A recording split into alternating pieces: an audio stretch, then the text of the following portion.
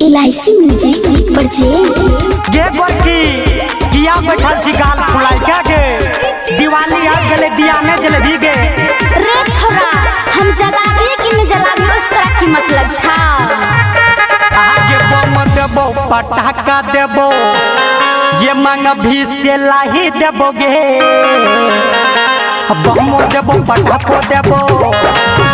जे मांग भी से लाही देबो गे तोरा दिया में बाती जलाई देबो गे तोरा लगबे त चॉकलेट खिलाई देबो गे बमन लब पटाखो न लब दुआर से घुराई देबो रे बमन लब पटाखो न लब सब घुराई देबो रे तोरा बाती में बाजार खसाई देबो रे तोहर चॉकलेट हम तोरे चटाई देबो रे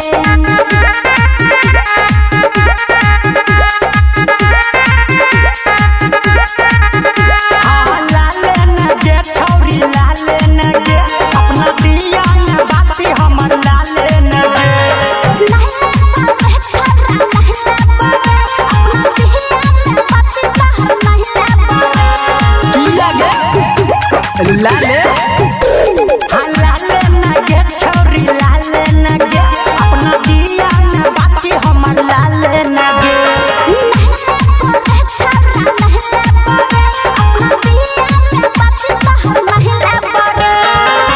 आगे बाती जेने लबही गे गोरकी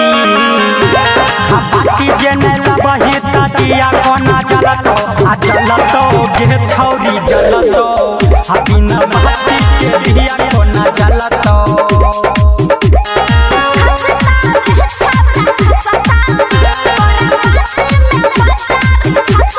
ये बात के छोड़े छौरी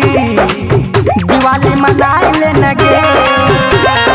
ये बात के छोड़े छौरी दिवाली मनाए ले नगे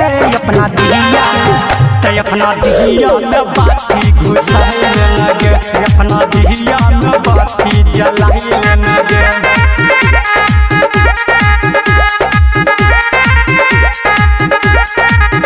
छौरी लागे छी देखे में गोरे गोरे चन्नदिया चले बन के जोरे जोरे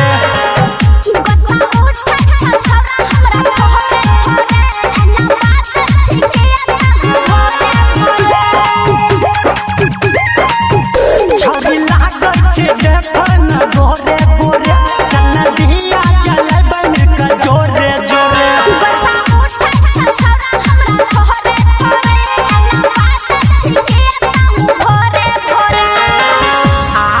गुडू परदेसी कहोगे गोरकी गुडू परदेसी कहो मायाई फरबोगे छौरी फरबो तोरा दिया में घम छौरी फरबो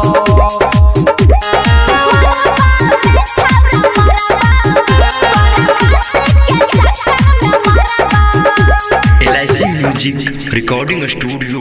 त्रिवेणीगंज सुपौल।